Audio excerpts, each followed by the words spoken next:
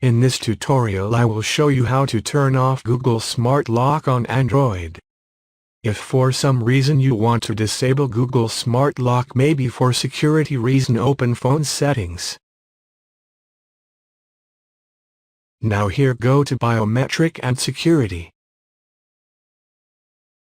Scroll down.